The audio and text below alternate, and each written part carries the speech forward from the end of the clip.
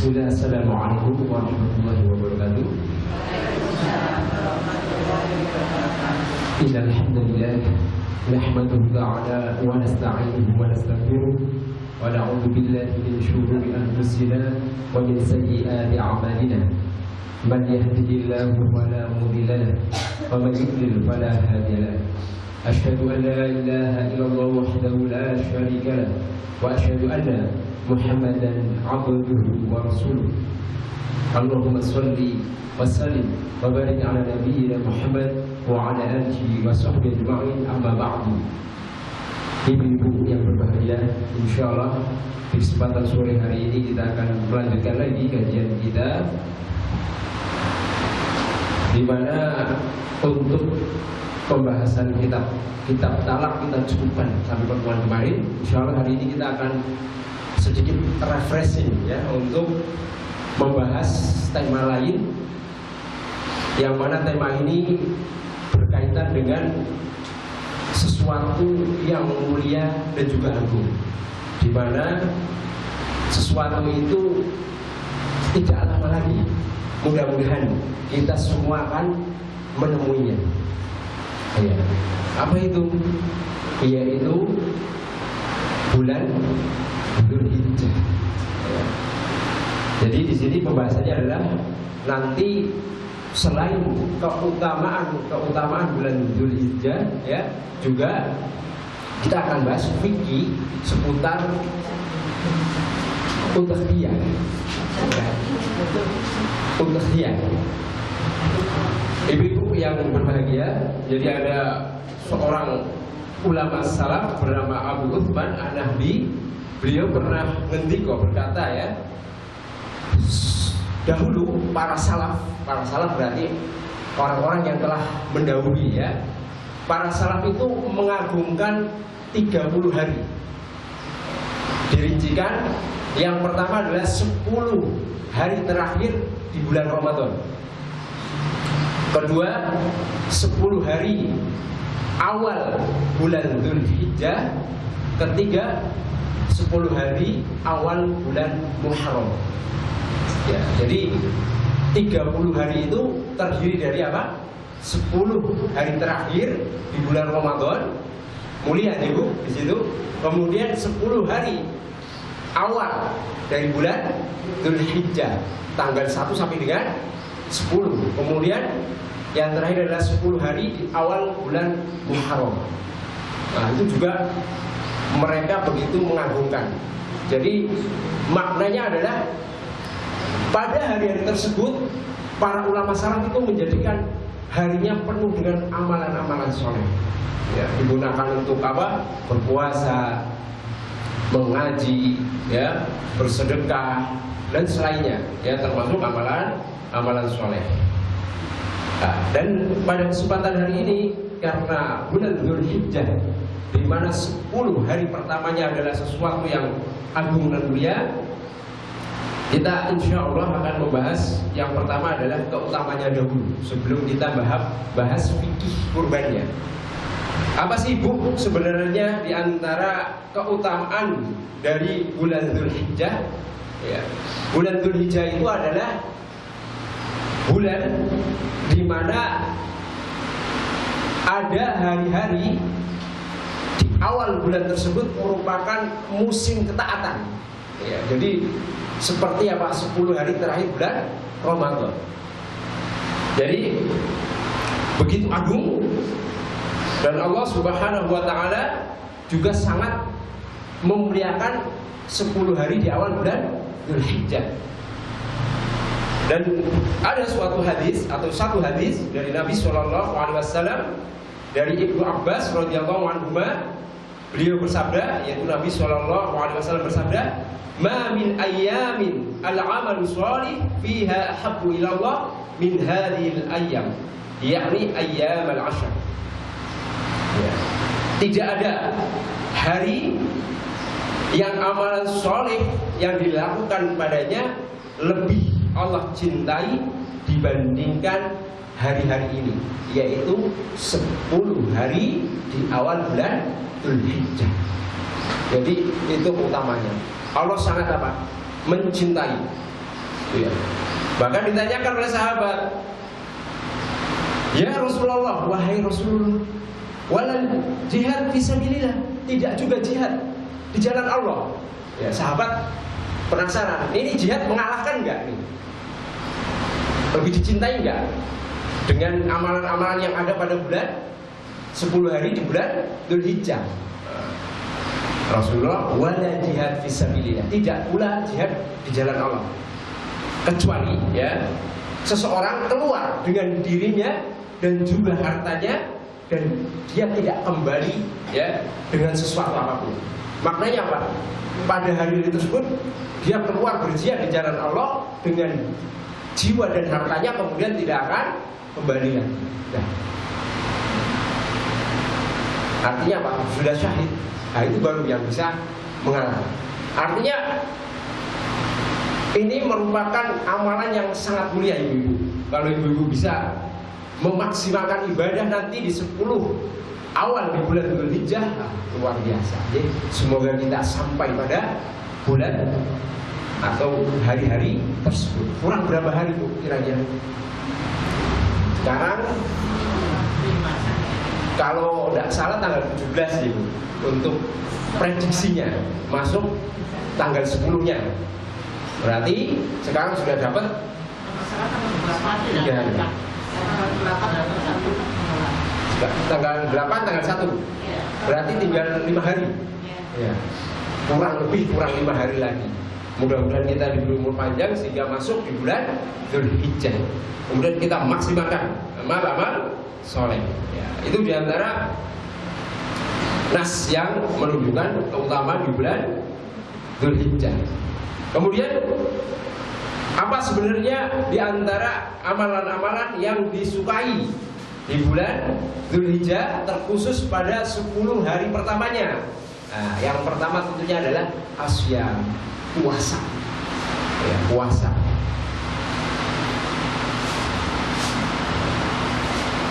Dan paling utamanya adalah puasa pada tanggal 9 Dzulhijjah yang dinamakan apa? Puasa Arafah.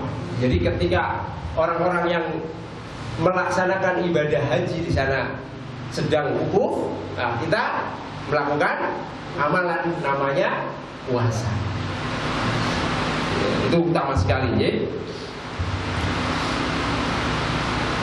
Bahkan sudah sering kita sampaikan, di antara alasan puasa merupakan amalan yang paling utama itu sebagaimana sabda Nabi Shallallahu Alaihi Wasallam yang di sini merupakan hadis qudsi ya.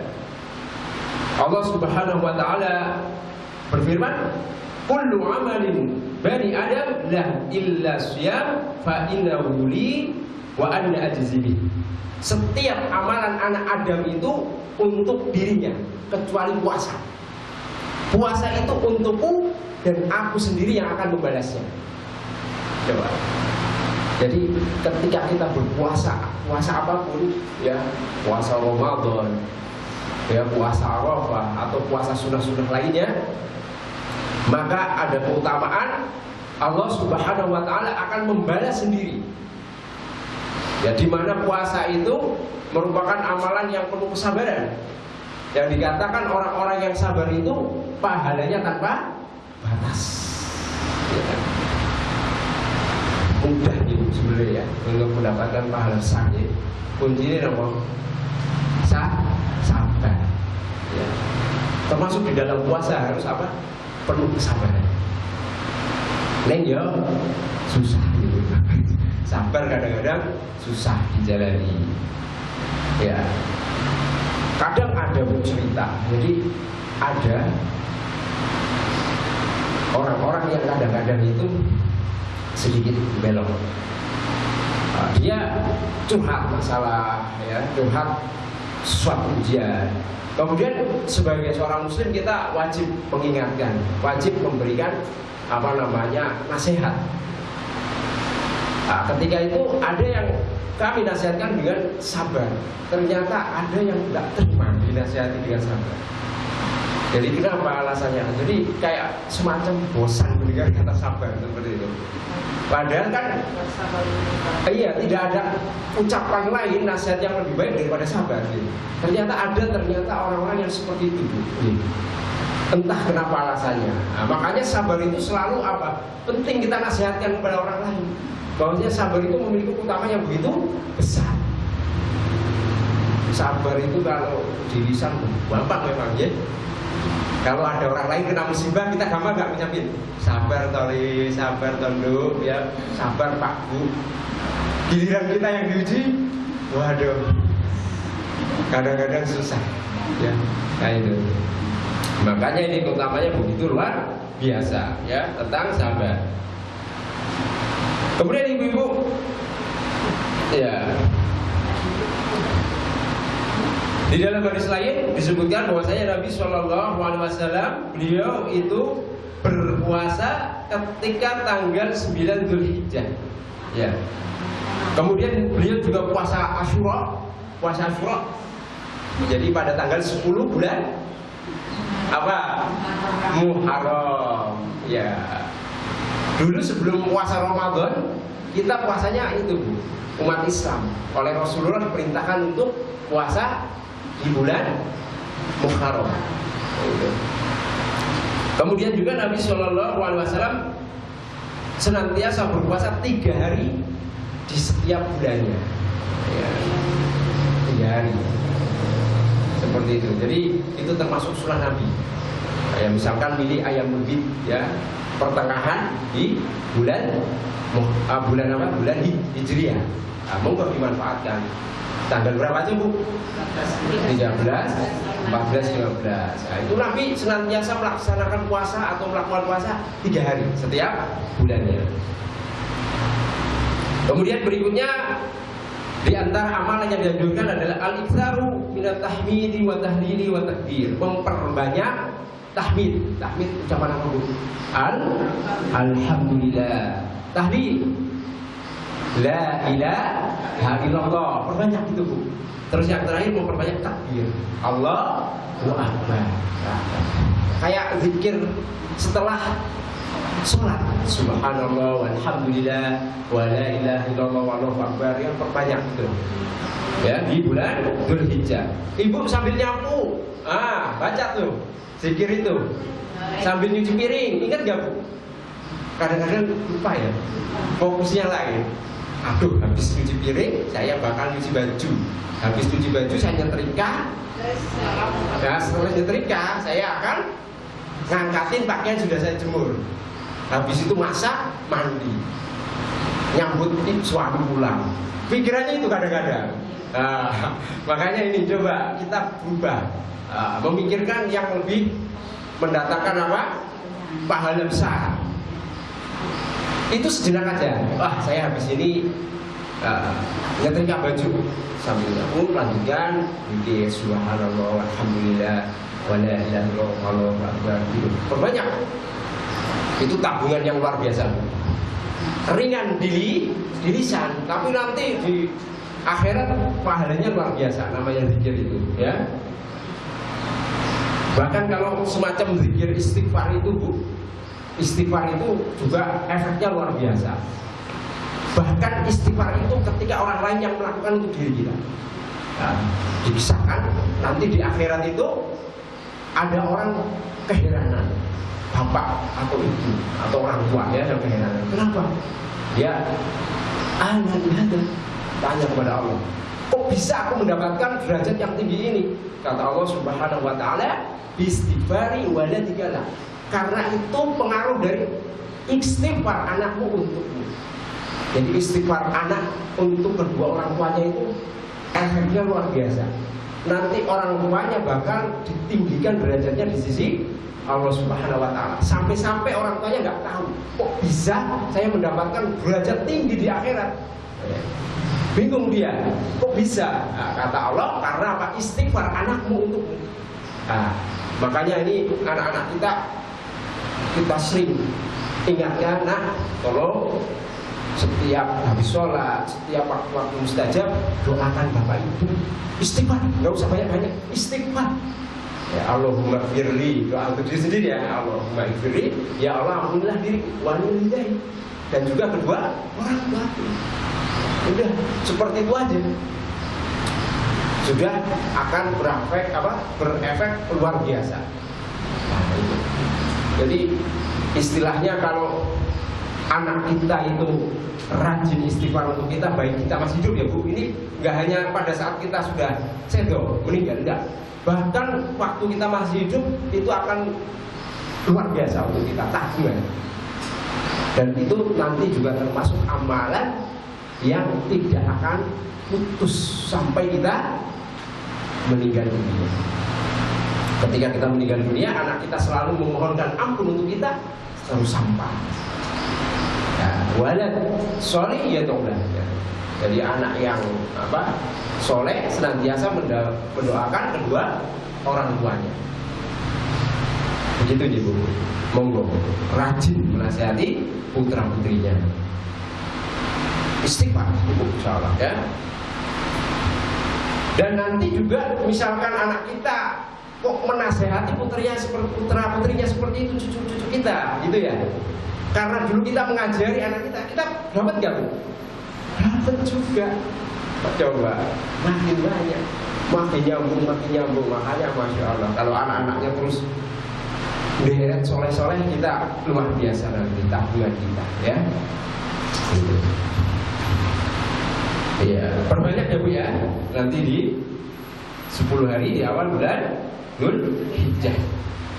Ya, kemudian berikutnya adalah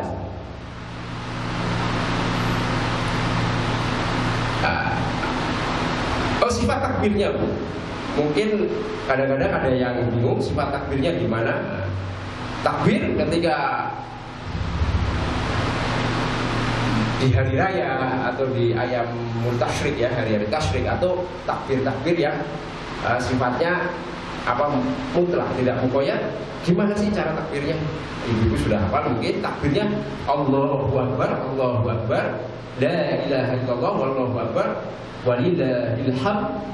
Seperti itu. Kalau pas hari raya kan begitu ya Bu. Nah itu diperbanyak nanti.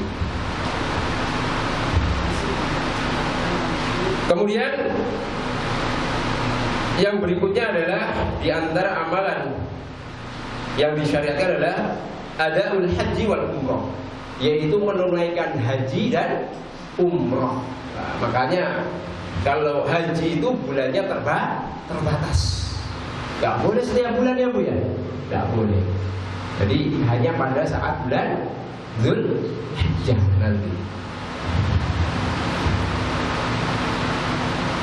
Ini utamanya luar biasa.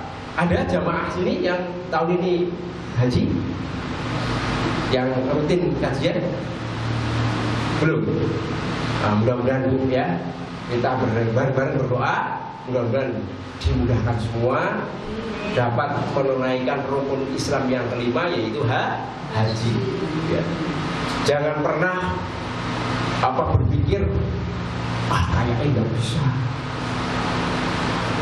Jadi kita mengasumsikan dengan logika kita saja. Selama kita niat, Allah Subhanahu wa Ta'ala itu bisa saja memberikan rezeki yang tidak kita sangka-sangka. Yang mana tiba-tiba bisa jadi kita oleh Allah dimudahkan dapat rezeki untuk bisa pergi haji. Itu. Jadi yang penting ada niat dulu, niat dan keinginan. Jangan sampai memutus harapan artinya saya begini, moso ya bisa pergi haji. Nah, kadang-kadang ada pikiran seperti itu, Ji. Kadang-kadang, itu dihilangkan. Pokoknya optimis, percaya ya Allah akan memudahkan. Mudah-mudahan dengan niat itu suatu hari Allah akan jadikan jalan untuk kita. Tidak tahu, barangkali tiba-tiba anak kita, cucu kita, ya toh, Pak Bu, belum haji tahun lain haji Pak. Saya ada rezeki. Siapa tahu? Kita nggak nyangka seperti itu. Ya. Atau cucu kita yang udah gede, kerja, udah banyak uangnya, toh. Ya Mbah, besok kita berhaji Mbah. Hajinya udah plus, saya nggak usah antri kan, gitu ya. Kok kita nggak tahu kan rezeki Allah datangnya dari mana, seperti itu. Dan diantara pertamanya adalah Al-hajjul mabrur laisa lahu jazaa ilal jannah. Haji yang mabrur tidak ada balasannya melainkan surga. Artinya kalau kita dimudahkan oleh Allah untuk pergi haji, kemudian kita menjalankan ritual haji, haji kita diterima, insya Allah balasannya surga. Kemudian yang keempat adalah al-udhiyah. Nah, ini yang kita akan bahas fikihnya. Apa itu? Menyembeli hewan kurban. Ya, ini termasuk amalan soleh ya yang disyariatkan di bulan Dzulhijjah, yaitu pada tanggal 10 Dzulhijjah, 11, 12 sampai dengan 13. Ya, insya Allah kita akan bahas udhiyah. Ya. Secara ringkas saja Ibu ya, kita akan bahas.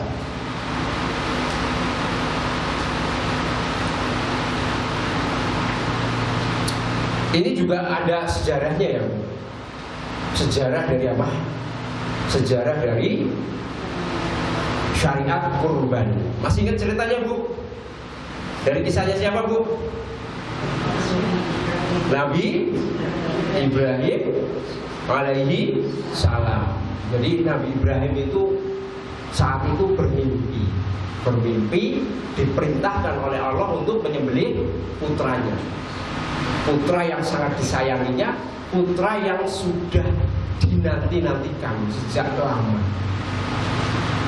Nah, jadi Nabi Ibrahim alaihissalam itu lama tidak punya anak, hingga akhirnya beliau dikaruniai anak ketika sudah senja. Nah, anak pertama yang lahir adalah dari istrinya Siti Hajar ya, Nabi Ismail. Kebahagiaan tentu apa? Senantiasa mengiringi Nabi Ibrahim, di mana Nabi Ibrahim yang tadinya tidak punya putra kemudian punya putra. Tapi ternyata Allah menguji. Gimana ini? Apakah Nabi Ibrahim yang selama ini ikhlas tulus kepada Allah, ketika sudah dikaruniakan anak masih tetap ikhlas tulus apapun perintahnya?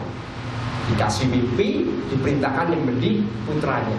Coba Bu, lalu kita yang di posisi itu, ya keimanan kita mungkin belum sampai ya derajat itu.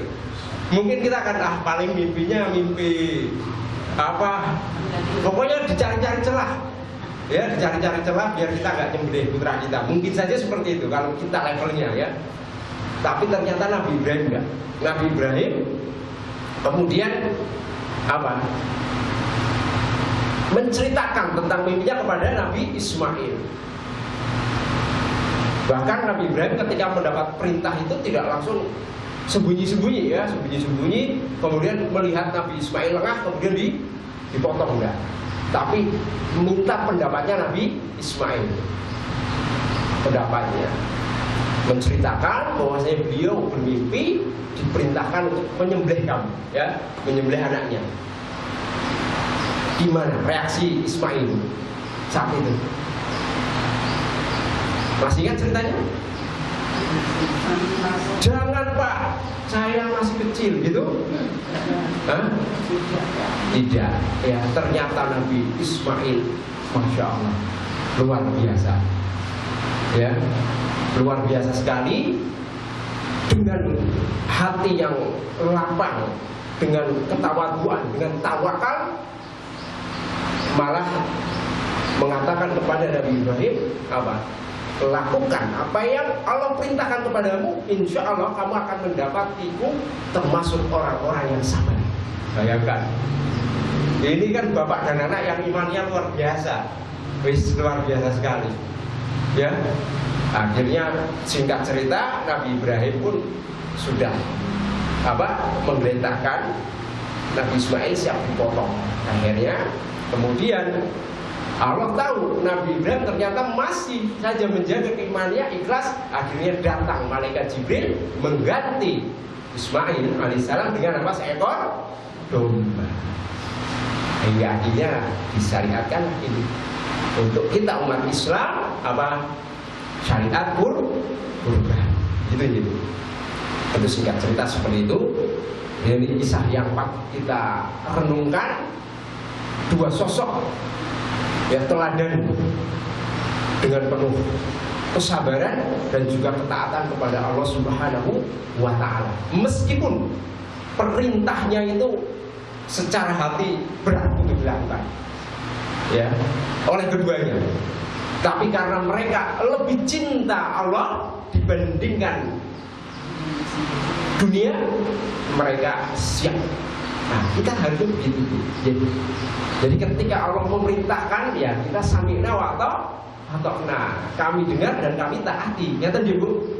Ya. Jadi mendahulukan siapa? Allah. Nah, manakala kita semua bisa mendahulukan Allah dibanding semuanya, iman terasa manis. Ya betul, Bu? Ayem, tenang. Karena apa? Hati kita udah penuh dengan Allah, ya.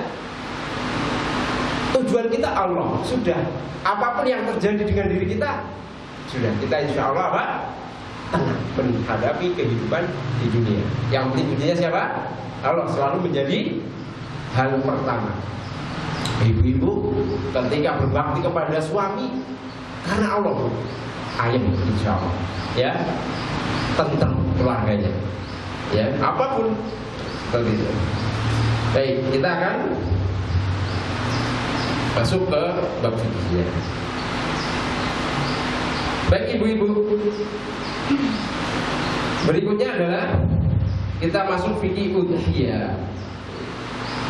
Ini saya akan ambilkan dari kitab dari karya Asy-Syaikh, ya, Alawi bin Abdul Qadir As-Sakaf. Apa sih Bu udhiyah? Ya, udhiyah apa? Udhiyah itu adalah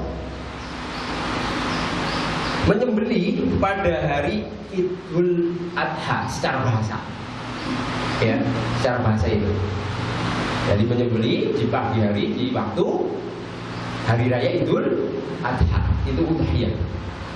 Secara istilah adalah sesuatu hewan ternak pada hari raya Idul Adha sampai dengan akhir hari tasyrik.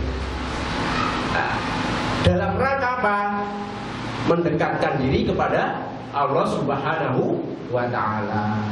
Hewan ternak, Bu, boleh nggak kita korban dengan ayam, Bu?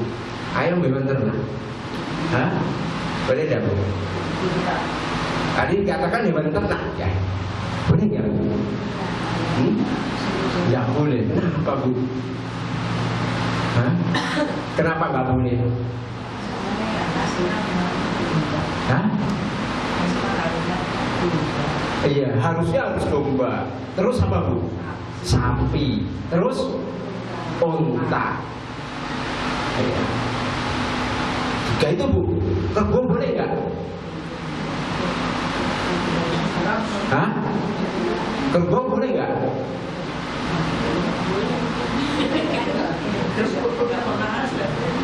Nggak ada ya di sini. Nah, kerbau termasuk jenis sapi, ya, jadi boleh. Saya nggak tahu ini cerita ya, Bu. Mungkin ada yang dapat membenarkan saya. Jadi saya pernah membaca, karena anak-anak mau lomba kisah Islami, saya mencari referensi yang kira-kiranya dapat dipertanggungjawabkan sahih. Jadi saya mendapatkan cerita tentang Sunan Kudus. Di dalam dakwahnya itu, pada saat itu kan di Kudus itu banyak umat manusia yang mereka beragama bukan Islam, di mana agama tersebut mengagungkan namanya sapi. Iya. Akhirnya demi menjaga hubungan keharmonisan dan demi langgengnya dakwah di daerah Kudus tentang Islam, Sunan Kudus itu mengganti kurban sapi itu dengan kerbau. Bener gak, Bu?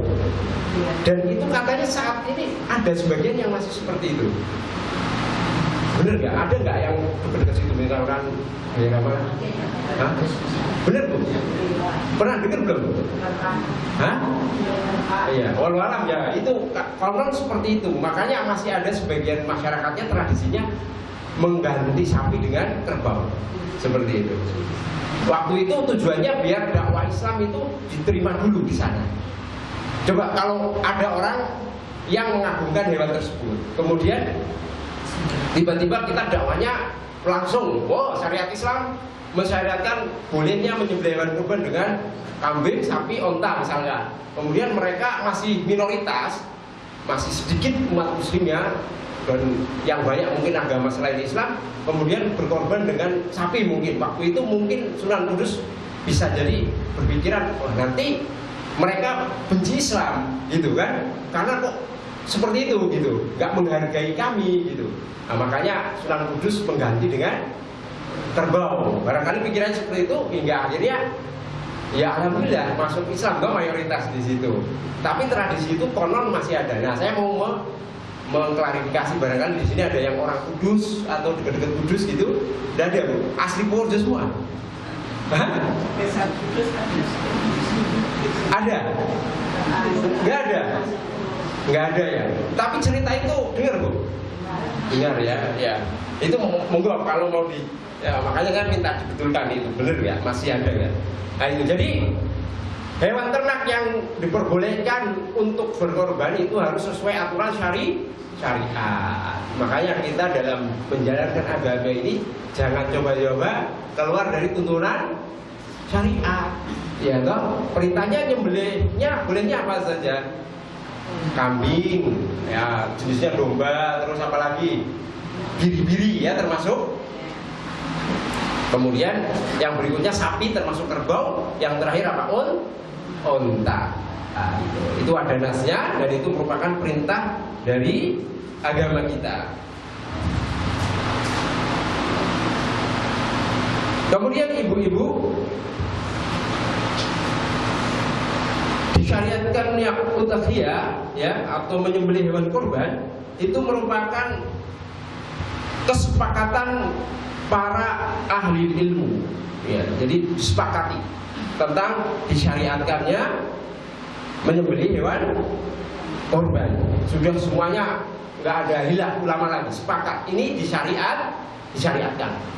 Jadi amalan itu memang disyariatkan dalam agama. Jadi nggak ada ulama, nggak disyariatkan, nggak ada. Jadi semuanya sepakat. Ya, makanya masya Allah ya, cukup meriah ya.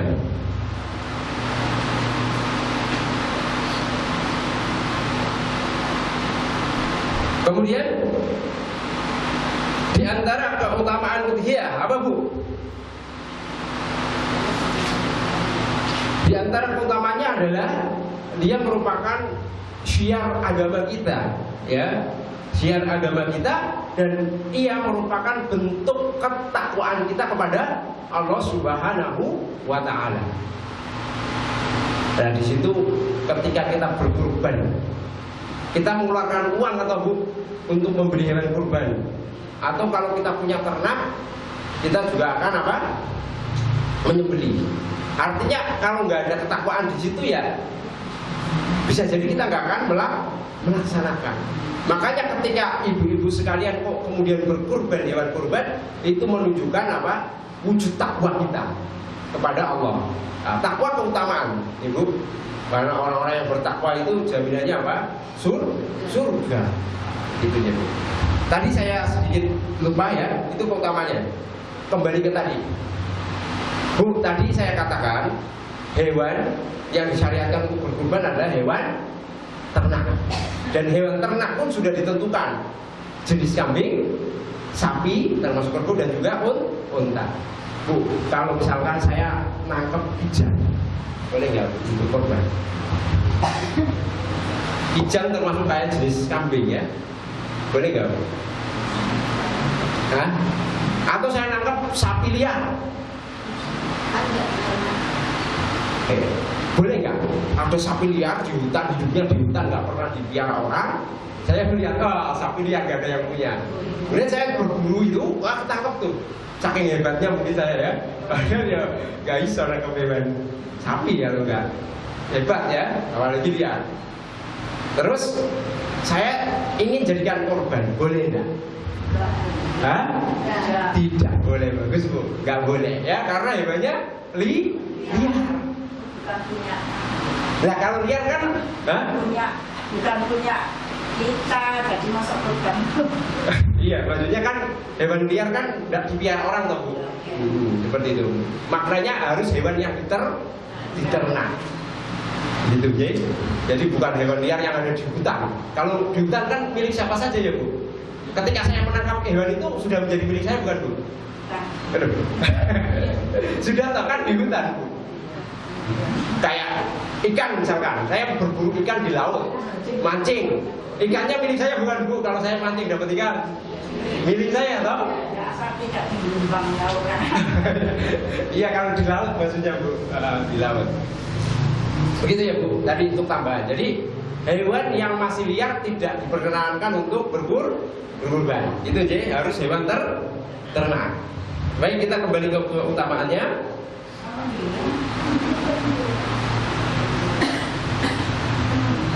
Kemudian juga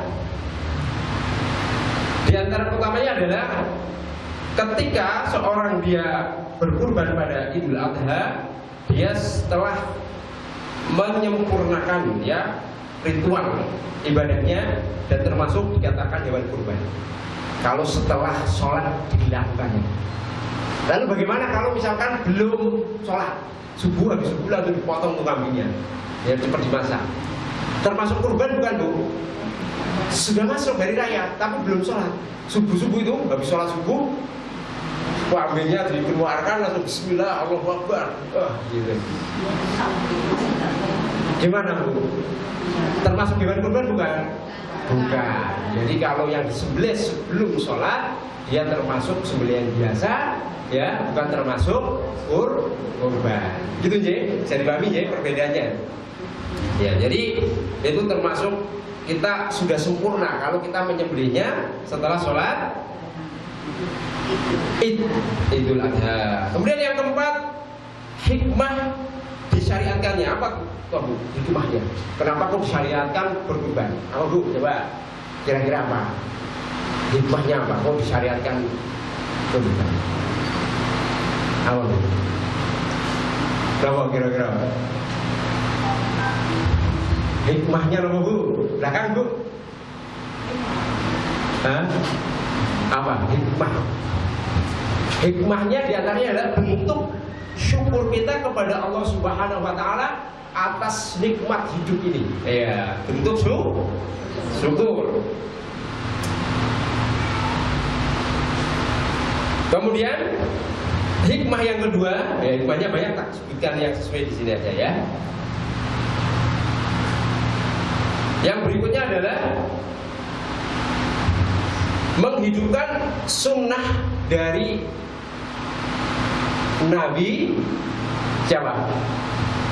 Sunnahnya siapa? Menyembelih hewan kurban Ibrahim alaihissalam. Kita menghidupkan sunnahnya Nabi Ibrahim alaihissalam.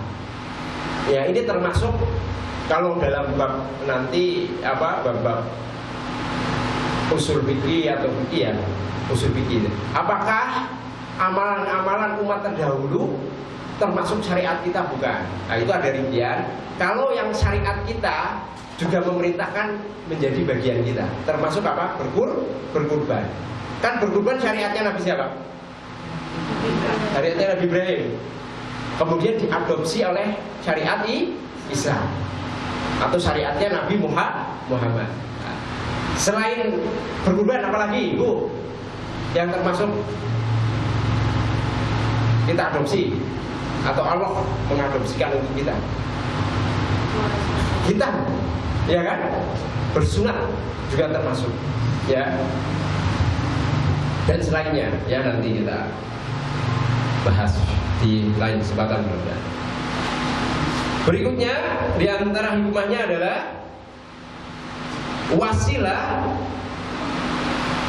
agar menjadi lapang diri kita dan juga keluarga kita, ya, wasilah kelapangan diri kita dan juga hati kita.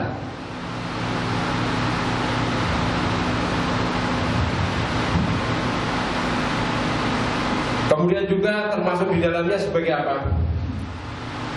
memuliakan tetangga kita, tamu kita, ya toh? Kemudian bersedekah kepada orang-orang fakir.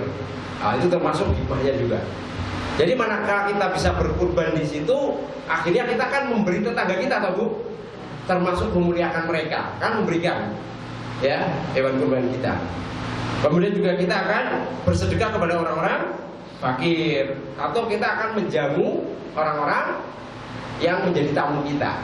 Nah, karena untuk hewan kurban itu sunnahnya itu dibagi 3 bagian. Sunnahnya apa saja? Sepertiga untuk sahibul korban, ya, orang yang berkurban dikasih sepertiga. Sepertiga untuk dimasak, sepertiga untuk dibagikan. Itu sunnahnya seperti itu. Kalau dibagikan semua boleh nggak Bu? Boleh, ya, boleh. Intinya kalau ibu berkurban kemudian mau ngambil sebagian, itu tidak masalah. Enten ya. Bahkan di dalam syariat kita boleh dibagi dengan apa? 3 bagian. Sepertiga disimpan, sepertiga dimasak, sepertiga disedekahkan, dibagi-bagikan. Ya, monggo. Boleh ya, seperti itu. Kemudian berikutnya adalah sebagai bentuk pembenaran kita terhadap syariat Islam, ya, atau sesuatu yang dikabarkan oleh Allah Subhanahu wa Ta'ala. Nah, maka ketika kita mau berkurban berarti membenarkan syariat, bahwasanya itu perintah.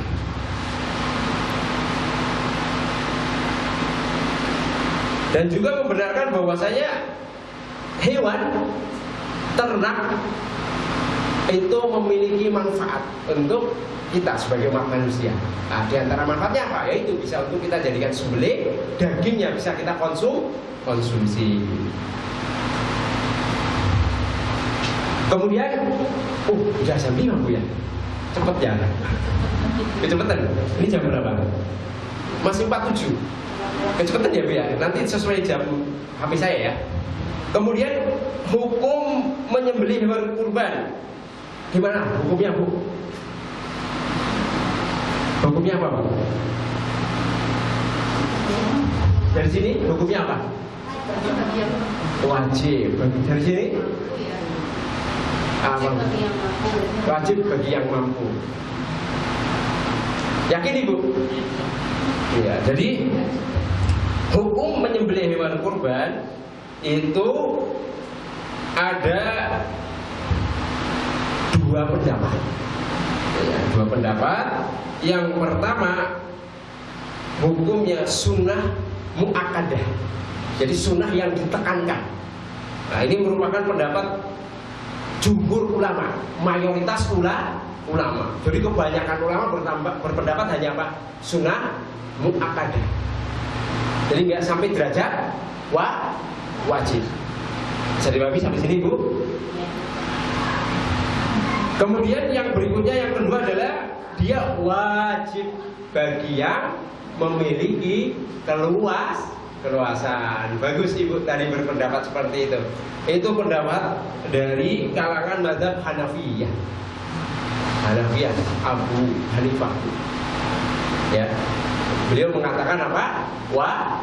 Wajib bagi yang diberi kelengganan. Berarti Ibu selama ini mengambil pendapat ini ya, punya Imam Abu Hanifah ya, atau mazhab Hanafiyah. Begitu Bu? Iya, iya. Jadi ada 2 pendapat, tapi mayoritas sunnah muakkadah loh Bu. Tapi bagus juga, nggak masalah ya. Monggo ibu yang ini, nanti yang mana itu yang diamalkan. Gitu. Prinsipnya begitu dalam bab ini ya, dalam bab fikih.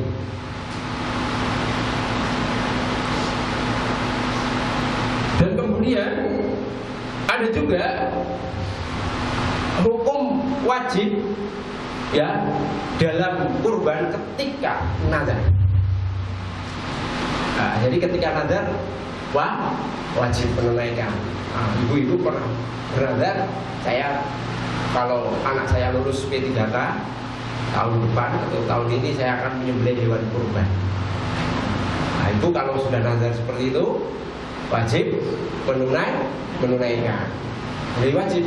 Kalau ibu tadinya berpendapat sudah muakkadah, karena ada nazar itu maka jadi wajib. Wajibnya karena sebab apa? Nazar. Ya. Kalau tidak ditentukan, ibu menyembelih apapun dari jenis hewan kurban. Ya, apa? Boleh kambing, boleh sapi, boleh unta. Tapi di sini nggak ada yang unta kayaknya Bu ya. Pernah Bu mendapati? Belum ya. Kalau sudah ditentukan, misalkan saya akan menyembelih unta, ini Bu, ibu harus pergi ke Timur Tengah nyari unta. Tapi kalau mau nazar juga harus lihat ya kondisi kita ya, kira-kira mampu nggak mendatangkan unta dari Timur Tengah gitu untuk kurban. Atau menyuruh orang di sana juga tidak apa-apa. Ada orang yang pergi haji misalkan di sana, ibu meminta orang untuk membelikan unta di sana, kemudian dikurbankan di sana. Bisa juga, misalkan ibu sudah mentakyin, menentukan nazarnya adalah unta, gitu ini. Tapi saran saya yang gampang saja ya, kalau jangan yang mempersulit diri gitu, ya. Kalau di negara kita nggak banyak unta gitu, ada unta kan di kebun binatang juga ada biasanya, tapi kan jarang gitu ya. Jadi jangan ke situ. Kemudian syarat di antara sahnya hewan kurban apa Bu? Syarat yang pertama adalah hewan kurban itu termasuk hewan ternak. Nah, tadi sudah disebutkan kambing, sapi dan onta. Tidak boleh hewan yang liar, tidak boleh banyak tahu soang, tidak boleh meri mentok, tidak boleh hewan kangkul dan selainnya. Meskipun hewan ternak tapi bukan termasuk 3 golongan tadi, ya. Kambing, sapi dan juga unta. Kemudian syarat berikutnya sampai usia minimal. Sampai usia minimal yang dia sudah ditentukan oleh syariat usianya. Kalau Bu, kambing minimal harus seperti apa Bu? Koel, tanggal giginya ya, minimal koel, sudah berganti gigi. Usianya berapa Bu kalau usia? 2 tahun sempurna kalau kambing, ya 2 tahun sempurna biasanya sudah koel. Masuk tahun ketiga. Lalu kalau sudah koel sebelum 2 tahun, boleh nggak Bu? Masih 1,5 tahun, tapi giginya sudah koel, tanggal. Koel tahu ya? Tahu.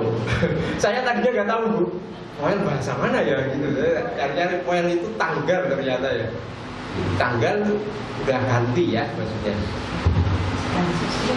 Boleh ya Bu, kalau misal belum usia 2 tahun penuh tapi dia sudah tanggal giginya maka tidak masalah. Itu ya.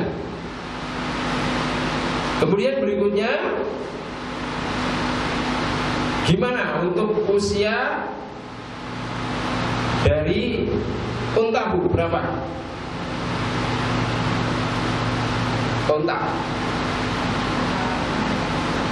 Unta itu harus 5 tahun usianya unta. Ya, jadi siswi ya. 5 tahun usianya unta. Lalu kalau sapi berapa Bu? Sapi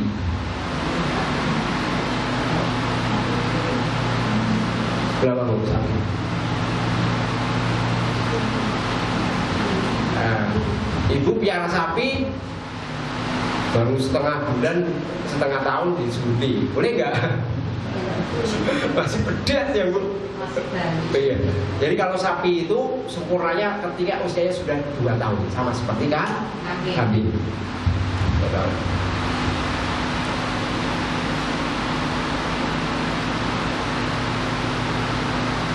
Ya nanti ada rincian sedikit, tapi kita agak akhirkan.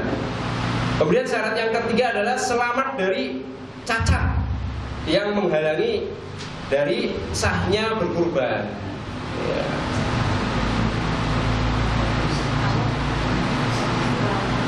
Apa Bu? Kira-kira apa? Harus tidak dalam keadaan sakit, tidak buta. Saya nggak tahu sampai saat ini mana hewan yang buta dan enggak. Ya, tapi kalau pedagang mau tahu ya Bu ya. Di dunia ada bagaimana? Ayo, hebat nih bisa tahu. Apa karena kebiasaan nih Bu? Nah, jadi kalau butanya jelas itu memang buta, maka termasuk cacat. Ya. Jangan dijadikan korban. Atau kupingnya sompleng satu, ya, kroak separuh. Ya, itu juga termasuk cacat. Ya, jadi jangan dijadikan korban. Atau ini tanduknya somplak separuh, ya toh? Pincang, nggak boleh juga pincang, ya, termasuk cacat. Terus kurus, kotor gitu, jangan. Ya. Nanti kadang-kadang ya, tapi alhamdulillah sih kayaknya nggak ada yang seperti itu. Kadang-kadang karakter manusia itu yang nggak suka disukai baru itu dikasih gitu ya. Punya ternak ya kan, kambing gitu, hewan kurus kering gitu ya. Jalannya ada udah agak lekor, udah ini aja buat korban gitu. Kadang-kadang seperti itu. Itu nggak boleh ya Bu ya. Jadi nggak boleh kurus kering kemudian kotor lagi ya.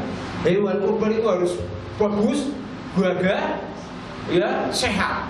Nah, hikmahnya apa? Ya itu, hikmahnya diantaranya apa? Ketulusan. Dan Allah kan menerima yang baik-baik, toh? Ya jangan yang kita nggak suka kok malah dikasih oleh kepada Allah gitu. Kadang-kadang begitu. Makanya ibu kalau ngasih hadiah termasuk ya yang ibu sukai. Jangan yang nggak disukai baru dikasih orang lain. Ya, sebagian begitu soalnya. Iya, iya loh. Iya, kadang-kadang begitu loh. Iya. Nah itu harus kita ubah, ya. Karena hal yang paling penting dan sesuai dengan anjuran syariat adalah kita memberi, ya, saudara kita atau tetangga kita adalah sesuatu yang kita sukai. Gitu. Bukan yang kita tidak sukai atau sudah bosan. Kecuali ibu-ibu punya baju banyak, sempit, bekas ya, bekas di tempat lain membutuhkan. Tapi kalau ibu mau ngasih baru dalam jumlah banyak, yo kurang kemampuannya, misalkan. Akhirnya daripada nggak kepakai, sayang toh. Masih lumayan, nah itu boleh tuh sedekahkan itu ya apa-apa saja seperti itu ya. Jadi meskipun bekas tapi layak, mereka butuh yang kita berikan ya, daripada tidak dipakai oleh diri kita boleh memberikan. Nah, alhamdulillah di komplain itu ada yang baru, ada yang bekas, ya luar biasa. Itu Bu ya. Itu kita kembali ke hewan tadi. Jadi tidak boleh cacat ya.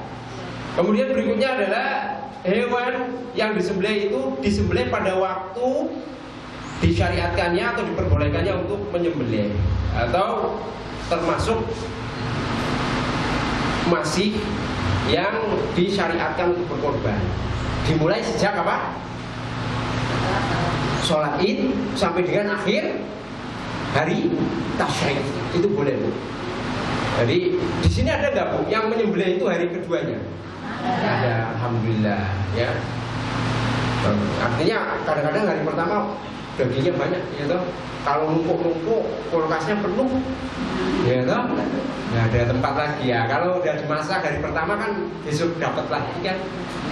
Nah masih muat biasanya. Kemudian yang berikutnya adalah yang kelima di antara syaratnya adalah niat untuk berkurban. Ya harus niat, ya nggak boleh.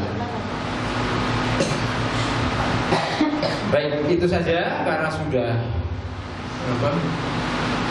jam 5 kurang 1. Ini pembahasannya panjang agak setelahnya, sehingga kita cukupkan ya Bu ya. Sedikit ya, mudah-mudahan dapat bermanfaat untuk kita semua. Ada kurangnya mohon maaf. Tadi ibu siapa ya saya lupa. Bu Rini. Oh Bu Rini mohon izin nggak ikut bergabung dengan kita di majelis ilmu disebabkan ada uzur.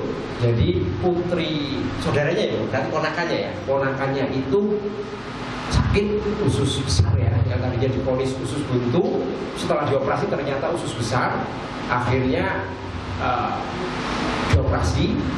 Setelah dioperasi ini sadar sore ini, akhirnya diminta untuk nemenin ya, karena mbahnya mau nemenin cucunya sehingga Bu ini.